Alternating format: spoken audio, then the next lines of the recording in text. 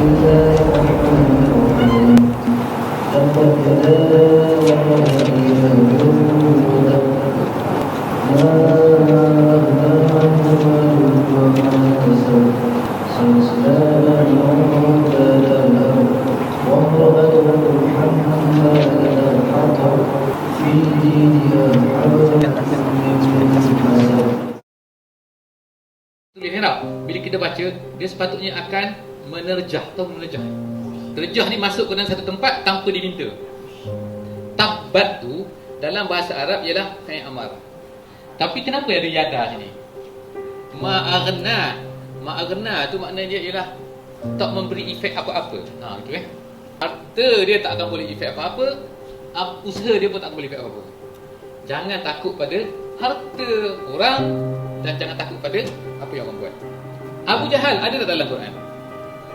Yang besar Haman ada. Fir'aun dengan Abu Lahab.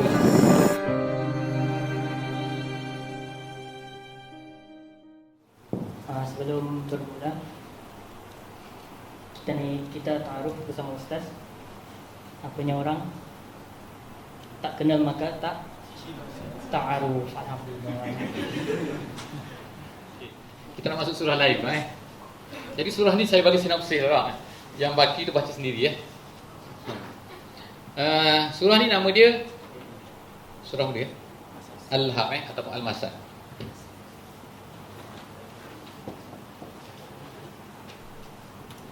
Okey. Surah ni ialah antara satu-satunya surah dalam Quran yang sebut nama orang. Setiap kali baca, tadi kan siapa baca tu Pembaca tu tadi baca tadi. Mana pembaca tu baca? Dia baca kan? Bila dia baca saja, tengok. Dah start kutuk orang dah. Awak sedar tak awak sedang kutuk orang tadi? Tak sedar dia baca. Kalau awak tak nak kutuk orang, awak jangan baca surah tu. Boleh? Awak lompat tanda kat situ. Jangan baca surah ini jika tidak mahu mengutuk orang. Betul tak awak kutuk orang kan? Awak baca kan? Bismillahirrahmanirrahim. Tabbat yada Abi Lahab. Tak kutuk. Tahu tak makna dia apa tu? Celaka Abu Lahab. Saya bagi stres tau. Dia tu bagus dia baca tadi. Apa dia? Apa baca macam mana? Cuba baca terjemahan dia macam mana? Takutlah dia. Baca lah. Binasalah, betul? Kedua tangan Abu Lahab. Tengok kan, tak best lah. Best lagi ayat saya kan. Celaka Abu Lahab. Kan? Jadi lain kali nak best datang kat sini lah. Bahasa ayat, bahasa terjemahan tu kan, dia kena apa ni.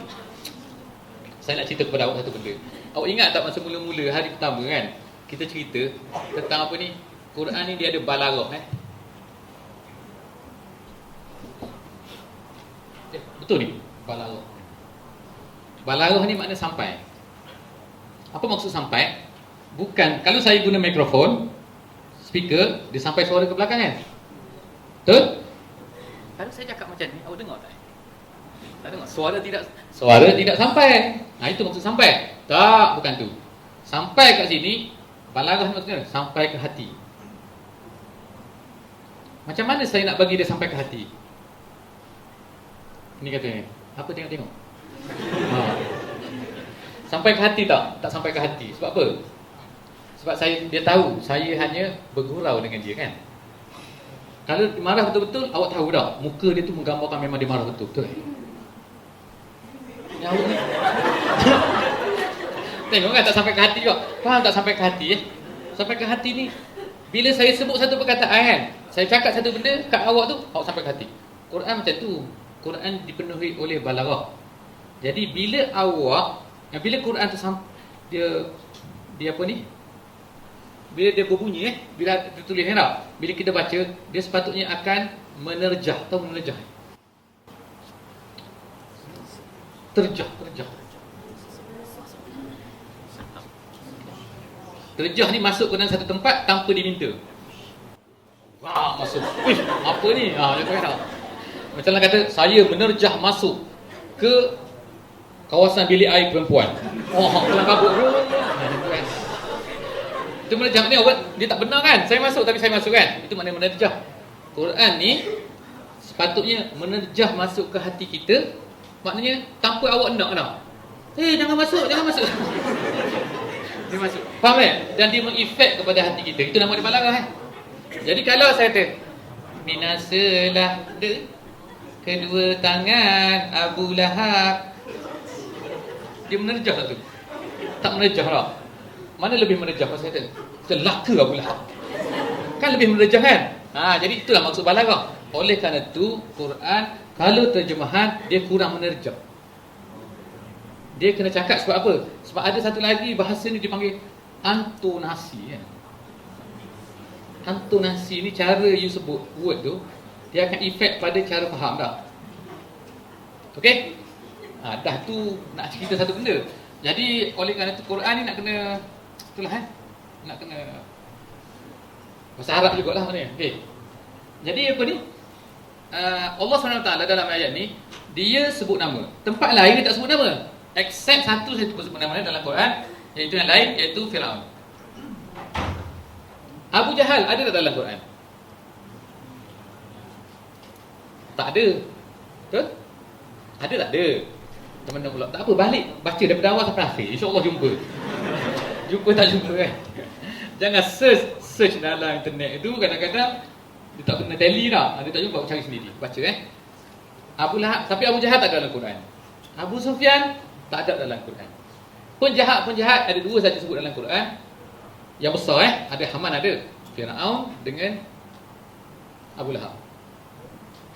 Dalam Quran kutuk siapa? Kutuk Firaun, kemudian kutuk Abu Lahab. Setiap kali you baca, you sedang kutuk dia. Binasa tu bukan makna binasa menceritakan Tabbat tu dalam bahasa Arab ialah fi'il amar.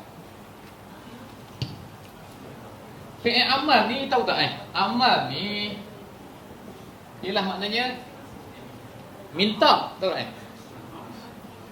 Dia bukan, dia ada ayat kenyataan dah. Pengerusi makan. Pengerusi minum air saya.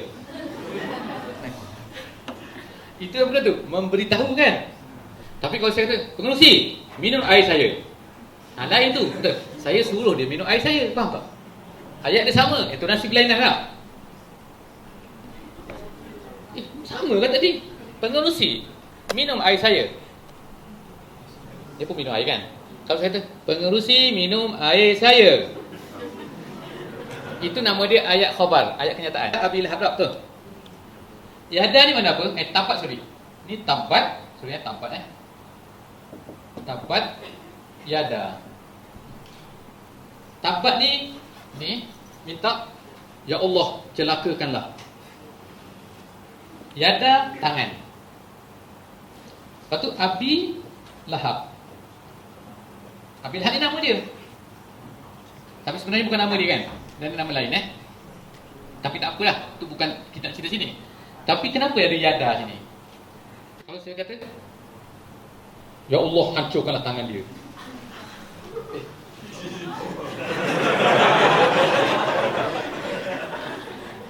Adakah saya minta hancurkan tangan ataupun hancurkan dia? Sebenarnya dalam bahasa Arab, bila sebut yada ni, tangan ni, maksudnya lah dia tu sendiri. Bukan tangan dia, faham tak? Awak jangan faham. Tengok tu Allah Ta'ala meminta kita supaya menghancurkan tangan dia. So tangan dia hancur, dah habis. Tak dia tu sendiri, faham tak? Faham Itu maksud word tu. Jadi, word ni, tabat yada Abi Lahab ni ialah doa daripada kita setiap kali kita baca surah ni, kita minta kepada Allah supaya hancurkan Abu Lahab. Jadi bukan Nabi Muhammad saja minta. Kita minta, orang Islam baca semua minta. Dan memang lepas tu dia pun matilah dengan teruknya kan. Dia bukan mati kena bunuh, tapi dia mati penyakit yang busuk, yang teruk. Orang boleh rapat kat dia, mungkin AIDS ke apa benda, HIV, wallah alam bisawab. Dia buka dulu Atau orang biar dia macam tu. Habis cerita nombor 1.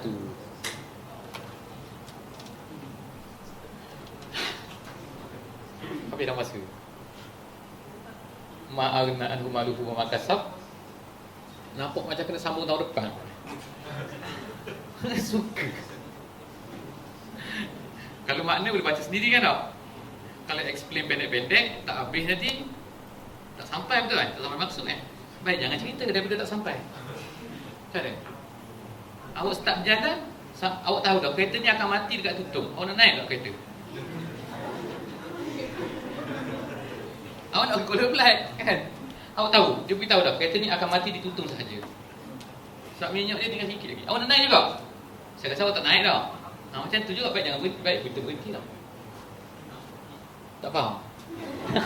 Tinggi sangat analogi. Analogi kereta pula kan. Tapi kesimpulan surah ni ialah Abu Lahab ni adalah bapa saudara Nabi. Bukan Abu Jahal bapa saudara Nabi kan? Abu Lahab bapa saudara Nabi. Dan Allah Ta'ala sebut nama dia, mention nama dia, menunjukkan apa? Bila orang tu terlalu jahat, confirm dia jahat, maka boleh minta doa ke atasnya. Ayat ni. Boleh tak kita doa kepada orang yang jahat kerana kejahatan mereka? Boleh. Nabi pernah baca kunut selama sebulan untuk kepada Bani Arab yang telah membunuh para sahabat dia. Nama dia Ra'lin wa Zakawan. Baca dalam tu, baca kunut tu. Awak pernah baca kunut tak? Pernah baca kunut tak? Pernah lah baca kunut tak? Pernah tak baca kunut? Ya Allah, hancurkanlah mereka, jahat sangat dia ni. Ya Allah, hancurkanlah Israel ni, celaka dia ni. Pernah tak baca kunut? Awak kata, orang tengok awak baca kunut bahasa apa ni? Bahasa Arab lah ni, macam bahasa Melayu. Boleh tak kalau kita kata Israel jahat sangat, awak baca doa kutuk Israel? Jadi dia bunuh dah. Setakat hari ni 70 orang kan dia bunuh kan tak? Tahu kan? Dia bunuh, dia panggil apa ni? Dia panggil apa ni? Dia panggil dalam bahasa Arab, dia panggil zero apa dia panggil? Saya bahasa Arab macam tu. Tapi dipanggil jarak dekat ni kan, bunuh jarak dekat ni, mana bunuh macam ni? Macam tu. Jadi yang Israel bunuh sampai hari ni dah 73 orang. Bunuh dipanggil ni. Israel bunuh. Sebab apa? Dia syak, budak ni bawa pisau kot. Tengok, hati, selempang dia. Dia tengok perempuan tu kan, ada gambar perempuan tak? Perempuan ada benda senjata tengok, dia tembak. Macam tu je lah. Tak ada dia pakai serkat orang dia pakai belasah je. Okey, nak kita jadi boleh tak baca doa kepada kalau orang buat jahat macam tu. Jadi berdasarkan pada surah ni boleh. Cuma tak boleh suka-suka hati awak kan. Awak minta kerja dekat kementerian apa dia ni, dekat UBD, jadi pensyarah tak boleh. Awak pun ya Allah, jahatnya dia, dekan tu tak terima aku, kutukkanlah dia. Itu memandai awak kan. Jadi saya cerita ni secara general, faham tak? Secara umumnya boleh. Cuma awak nak praktis, awak kena jaga-jaga Nak praktis dia tu kena minta nasihat orang yang tahu yang faham Jangan suka-suka hati. Boleh? Faham Dengar tu, nanti awak kan tanya tadi, dengar. Sekarang saya cerita tak boleh pula, tidur. Jadi balik-balik keluar-keluar cerita kat orang. Boleh? Tak boleh ke? Tanya saya kata tak boleh, dia tidur. Budak ni. Okey, lepas tu Allah sebut dua benda lagi yang saya nak cerita dalam surah ni ialah apa? Lepas daripada tu Allah kata apa? Ma'aghna anhu maluhu wa ma kasab. Dua perkara kan. Dapat mesej lagi. Dia kata silakan sehingga pukul 7 betul. Kan betul? Saya sedar. Ada dua perkara kat sini dalam ayat yang kedua. Ma'aghna tu maknanya dia ialah tak memberi efek apa-apa. Gitu Apa yang tak memberi efek tu? Ma kasab. Ni bukan malahu maluhu. Maluhu ni maknanya hartanya. Okey? Ni harta, ini usahanya. Usaha Okey. Allah nak cerita sekarang ni kepada Nabi Muhammad SAW dalam ketika Nabi Muhammad ni nak sebarkan Islam kan, nak ajak orang buat benda baik. Tetapi tiba-tiba Abu Lahab ni menghalang. Jadi Allah kata layaklah dia kena doa tadi tau sampai hari kiamat. Okey. Awak jangan tanya saya manalah tahu dia ni beriman lepas tu. Awak jangan itu cerita pasal qada kemudian Kalau awak confuse minta awak sekarang. Cuma dalam ayat ni, ayat kedua ni dia sebut dua perkara yang biasanya orang fikir dia ada benda ni, maka dia akan kuat. Nombor satu, harta. Betul kan? Kalau orang miskin biasa dia tak berlagak lah. Aku benda kau kata nak makan pun tak cukup tu kan. Biasa orang kaya dia belagak jangan ambil word tu kan. Biasanya orang yang tak suka pada Islam ni, nombor satu kerana kekayaan dia. Dan dia akan guna kekayaan dia untuk menghalang orang nak buat benda baik Okey, nombor satu. Yang kedua, makasab. Orang fikir apa yang dia buat ni boleh menghalang orang untuk benda baik. Boleh tak boleh? Allah kata ma aghna anhu maluhu wa ma kasab. Harta dia tak akan boleh efek apa-apa, usaha dia pun tak akan boleh efek apa-apa. Maknanya, hai Abu Jahal, Abu Lahab, kau buatlah apa-apa benda pun tak akan efek apa yang Nabi nak buat. Ayat ni mengajar kita sebenarnya mengajar kita apa? Jangan takut pada harta orang dan jangan takut pada apa yang orang buat. Faham Kalau kata pengerusi ni, dia banyak harta kan tak? Berapa bilion ada harta? 10 bilion. Dia kata, start elok-elok sikit. Mari pengawal tangkap ni. Dia punya escort saja kan. Bodyguard dia saja ada 500. Contoh kata. Mengalah Michael Jackson Dah kaya sangat tak? Dia kata nak main. Saya patut takut tak? Tak takut pada dia. Faham Sebab apa? Kalau saya takut pada harta dia, kerana dia banyak harta, seolah-olahnya macam saya tak baca surah ni. Surah ni ajar kita jangan takut pada orang harta seseorang Okey? Alhamdulillah. Yang kedua, usaha dia. Macam-macam dia buat. Sekarang apa yang awak takut Saya nak cerita awak Jadi apa-apa benda ni, budaya, filem kan, everything, dia kata jangan bising-bising, aku akan hantar 50 nuklear.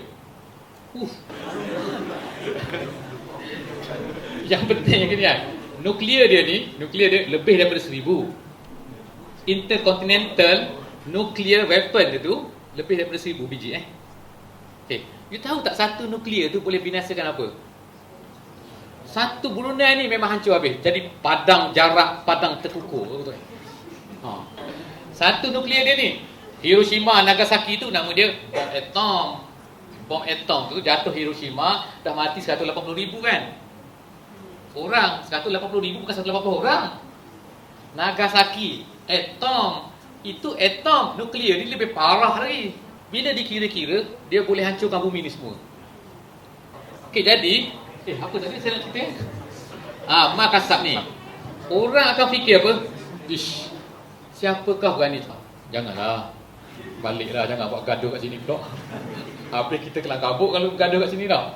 Dijangka perang dunia ketiga akan berlaku di this area. Sebab apa? Tu main kapal-kapal perang semua dah. Okey, jadi kan kita pun takut pada makasab. Faham tak? Tak faham? Penat saya cerita tak faham juga. Jadi okey, jangan takut. Allah kata cerita kat sini tau. Jangan takut apa-apa saja, walaupun dia banyak harta, walaupun dia banyak usaha, banyak planning, banyak apa, jangan takut pada dia kan. Sama seperti Abu Lahab yang banyak planning, banyak apa, akhirnya dia boleh dimatikan oleh Allah. The last one. Last apa? Wamra'atuhu, dan bininya, isterinya dan isterinya yang apa? Isteri ni bagi seseorang apa? Pembantu Macam Khadijah pembantu pada Nabi kan. Isteri Abu Lahab ni pemberi semangat kepada dia. Kalau awak ada isteri tak? Semangat. Bang, teruskan bang. Ustaz tu nak banyak ceramah je. Jom, mari kita pergi bang. Jadi awak kata, takut juga. Takut apa bang? Saya tak apa, saya ada kat belakang. Tunggu bang. Apa sakit nanti saya becik. Abang luka saya hantar hospital. Lawan bang, lawan. Kita panggil dia supporter Jadi wa mar'atuhu ni maksud apa? Maksudnya isteri, tapi isteri tu ialah supporter kepada Abu Lahab. Jadi Allah Subhanahu Wa Taala pun sebut juga, masuk juga senarai nama dia. Dia pun kena kutuk juga. Sebab tu wa kat situ ialah benda. Wa tu nama dia ataf. Ataf tu ialah mengikut atas tu. Tabbat yada Abi Lahabin, tabbat wa mar'atuhu. Celakalah juga isteri dia yang bla bla bla bla macam ni Yang buatlah adalah planning kan. Jadi kesimpulan dia, penjahat ni dia ada harta, dia ada usaha dan dia ada penyokong Jadi jangan takut pada semua ni. Satu lagi, the last point. Last point lah, kenapa Abu Lahab?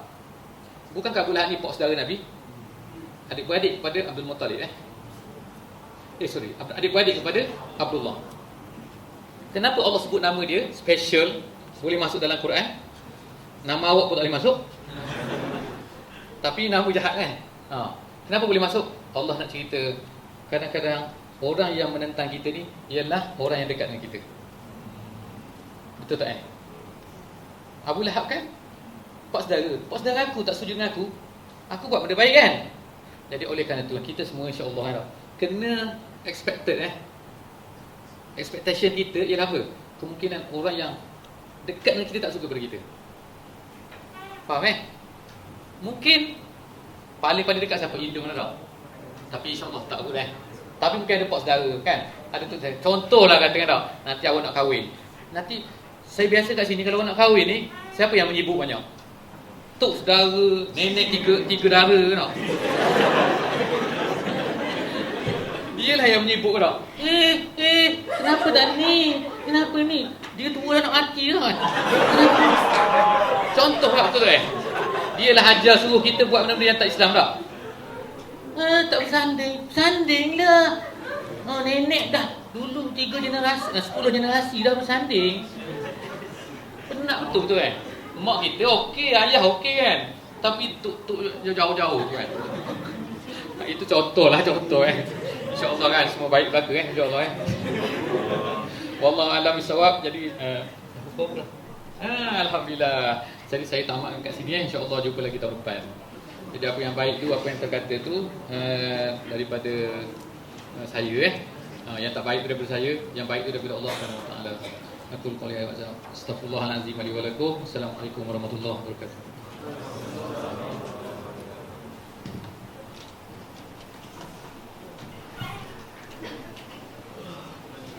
Jazakallahu khair Ustaz. Alhamdulillah. Seterusnya akan mengadakan bengkel.